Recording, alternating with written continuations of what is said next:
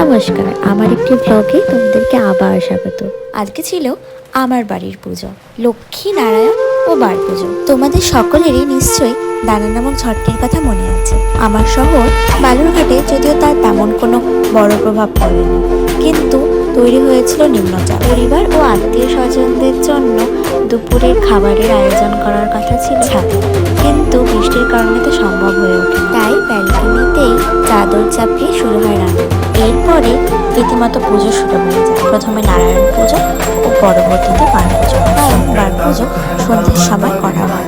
তিনি হচ্ছেন আমাদের বাড়ির পুরোহিত, যিনি বহুদিন ধরে আমাদের বাড়িতে পুজো করেছেন।